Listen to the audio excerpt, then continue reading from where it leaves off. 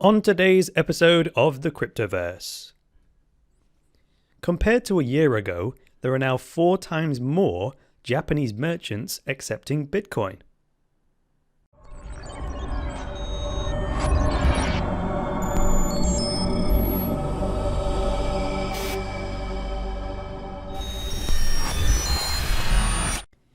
Dash is the privacy-focused digital currency that offers transactions with instant confirmations. Its unique decentralized decision-making and self-funding system make it an ideal choice as a stable and secure digital cash. Click the link in the video description to learn more. Hi there guys, and welcome to the latest episode of the Cryptoverse, your regular dose of news and commentary on Bitcoin, cryptocurrencies and blockchains. I am your host, Chris Coney. Today is the 11th of January 2017, and one favor you can do for me today is, I said the other day that due to the generosity of my patrons, I bought this new fancy metal swing arm for my microphone, and it allowed me to sort of position the microphone correctly. What I'm going to do today, as an experiment, I'm a sucker for experiments, I'm actually going to do no editing to the audio whatsoever. I'm just going to leave it in its purely raw format. So that'll actually save me some time in the editing. Never mind my sniffly nose. That's nothing to do with the microphone. But yeah, check this quality of the audio. It should be better, but any background noise at all may creep into the recording because I'm not filtering it. So let me know if you can hear any background noise at all. The only noise in the room is really the fans on my computer or maybe the wind outside of the window on my office. So let me know about that, and then we'll see whether I need to go back to audio filters or not. So without further ado, let's get into the market roundup and then a bit of news. As always, we turn to coinmarketcap.com to see the biggest winner and the biggest loser of the day. The biggest winner is Ripple. It's not saying much because we've got a lot of red on the board today. I think the overall market cap of the entire Cryptoverse has dropped about $500 million today, so a lot of money has left us. Ripple is one of the few winners in the top 20, having gained 3.15%, and that puts a Ripple token at, 0.6 cents, so just over half a cent per token. And Ripple is that back-end sort of settlement network on a blockchain for the banks. So most average users will never see Ripple. They'll experience the benefits of it inside maybe their mobile banking app that's provided by their bank, but those features will be enabled on the back end by Ripple. It's quite good technology, to be honest. You have to give it credit where credit is due. The only problem I have with it is, I would prefer the openness and the transparency and the community ownership that is Bitcoin. Ripple is much more of a private sort of product that's specifically helping the existing financial system. In any case, moving on to the biggest loser of the day, it's Monero. Monero has shaved 8.66% of its value, putting a Monero token at $12.64. Now, I heard that Monero has just done its latest hard fork. In fact, I've got a block here that's supposedly one of the first blocks that's mined that hides the outputs of a transaction. I think we mentioned this the other day. I said that Monero was implementing this new level of privacy, which boggled my mind purely because Monero was already super private and they have gone even further. So if you check out this block, it shows that the actual transaction amounts is 0. It shows the fees for the transactions, but the amount of money that it says is being sent, it says 0. So you don't know what the hell's going on there. So Monero moving on in leaps and bounds, it seems. But despite that, it's still gone down 8.66%, but that's the way it is. In terms of the Bitcoin price chart today then, Bitcoin's having another sale. We have had another dip. Now Bitcoin's gone right down to the $850 mark, and right now it's trading on Bitstamp at 861. It's darting around all over the place. It's 861, 865, etc. But this is interesting. If you look at my chart here, I have this blue line, which is the 50-day exponential moving average. So it's the average price and then the moving average price, and then it's exponentially weighted. So it gives weight to more recent prices, which is why it makes the data faster. So if there's a big drop, you notice like here, when there was a a big spike over several days, the line steepens very quickly, which doesn't make sense if it was a pure moving average, because it would be over the last 50 days of trading. And the reason it got steeper very quickly based on these 10 days of trading is because it's an exponential moving average, giving more weight to more recent prices. Now, if that blows your mind, then I've already got a bunch of requests to actually create a mini course on how to set up and read charts and set them up in the same way that I do, which will kind of launch your career. If you want to be a cryptocurrency trader, then look out for that course coming soon. In any case, the reason I mentioned the 50-day moving average blue line is you see this red candle here, which actually represents today's candle.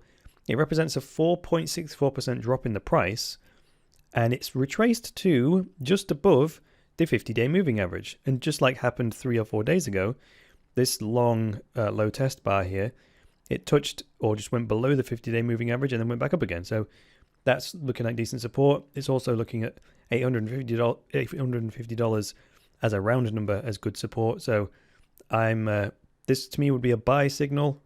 If you want to buy some Bitcoin, maybe this is a good time to do it. That's not financial advice, by the way. I'm just doing it for educational purposes.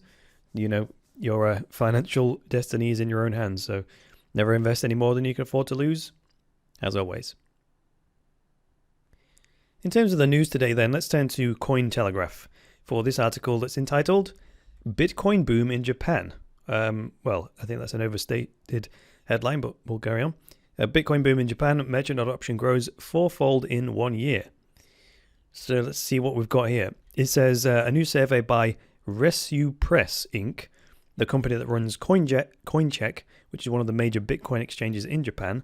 They also provide a Bitcoin payment processing feature for merchants that's very similar to BitPay.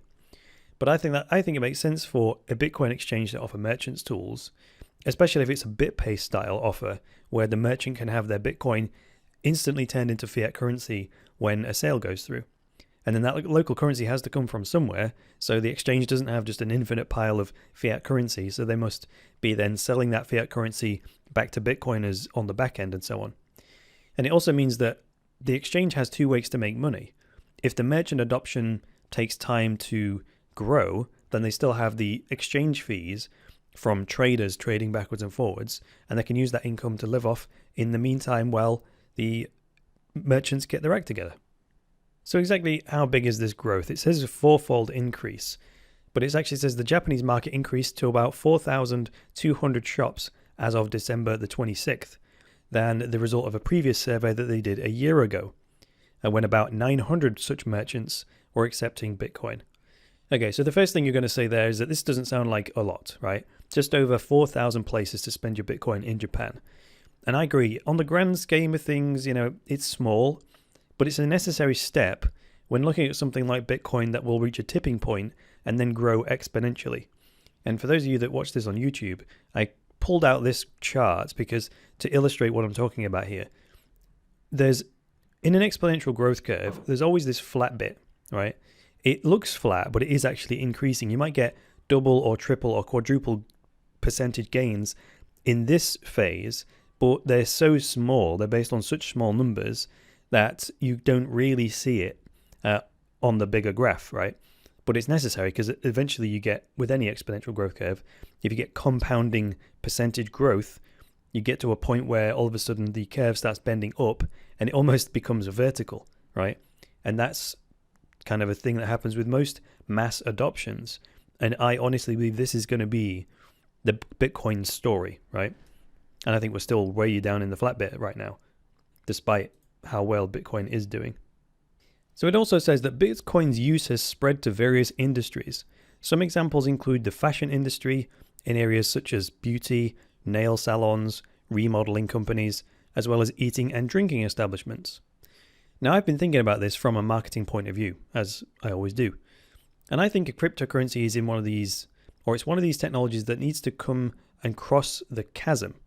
And for the more techno-savvy users among you, you may recognize that phrase from this book. It's called Crossing the Chasm, Marketing and Selling Disruptive Products to Mainstream Consumers, and it's by Jeffrey Moore. And this is he wrote this a little while ago, and it's now in its third edition. And crossing the chasm basically means that there's always your innovators. When a brand new product comes out, 2009, Bitcoin was released. The people that were tinkering around with it were the super tech savvy, super tech enthusiast type folks, the innovators, who were just looking like the cutting edge technology. And a lot of technologies that most mainstream users never see because it dies before it gets off the ground is being tinkered with all the time by these innovators, right? Because they're just on the bleeding edge. Now, once it's made its way through that stage, if it becomes semi-viable, you get the early adopters. I would say that virtual reality is in the early adopter phase. It's horrendously expensive. All the games are half-baked. Trust me, I've got one, so I know. So it's not really acceptable for a mainstream user to buy one and then use it, because it's just, you have to sort of compromise and you have to sort of live with its flaws in order to get it early, right? So I would count myself as an early adopter, but I'm not an innovator. I wasn't tinkering with it when it was a prototype. It is actually now a commercial product. It's just rather expensive and, rather half-baked, as it were. So the key is to get from there to the early majority, which, if you can see on YouTube, that's that blue bit on the cover of the book. And then that's where the explosive growth occurs. So anyway, getting back to the article now, the long story short is that the way you get disruptive technology across this chasm from those early adopters to those early majority is not to market to the masses directly. What you do is you focus on saturating those early adopters. You focus exclusively on those people. And in Bitcoin's case, one of the best strategies in my mind will be to focus on getting online businesses to accept Bitcoin and adopt it. It's the easiest for them to do, and it also has immediate benefits. And that would then provide a foundation for taking Bitcoin offline further down the line. Anyway, I don't want to make this episode about marketing strategies, so let's continue with the article. So down here in the green, under the heading, Bitcoin, not just magic internet money, it says, Japan has had a head start with Bitcoin as one of the few countries to embrace it. The industry was later spoiled by the unfortunate collapse of the Mt. Gox exchange, in which over $300 million was reportedly lost.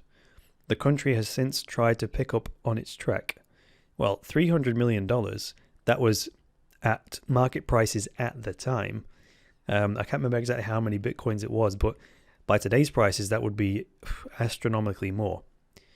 Now, you might think that this kind of thing would be the end of the brand, or Bitcoin's brand in Japan, but it very much reminds me of the bad image that PayPal had in the early days of the internet. And it took PayPal a little while, but they did manage to shake off the scam label that they got stuck with early on when they started out in life and when the internet was reasonably new. And then finally, in this article, under the heading that says, the coin that changes the world, it says, one of the major players in Japan's Bitcoin world is Bitflyer, which recently put out 4 ads that each generated more than 1 million views. In one of the ads, Bitcoin is described as the coin that changes the world. Now, since Bitcoin doesn't have its own marketing budget, it relies on Bitcoin-based businesses to do the marketing for it, right? And this actually creates a virtuous cycle when all the Bitcoin businesses are raising awareness of their own services, and then Bitcoin just gets all of that exposure by default in one big cooperative, if you go with me on that. And then finally it says here, a key issue that is foreseen to draw merchants' adoption back is sorting out of how to scale Bitcoin. And I had a rumor the other day that Litecoin is going to integrate segregated witness and try and beat Bitcoin to the punch. Now, does anyone have any evidence for this? If so, I'd appreciate you letting me know by posting it in the comments below, and then I'll investigate. So thanks for joining me today, guys. If you liked this episode, hit the like button. If you disliked it, hit the dislike button. Please leave me a comment below with some feedback and get subscribed. And please support the Cryptoverse and boost cryptocurrency adoption by going to cryptoversity.com/podcast and becoming a patron. From as little as $10 a month, you can secure Cryptoversity's future, get unlimited access to all Cryptoversity courses, and access a private patrons-only chat group where you get direct access to me. That's all for today, guys. I'll be back tomorrow with another episode of the Cryptoverse. But until then, it's me, Chris Coney, saying bye for now.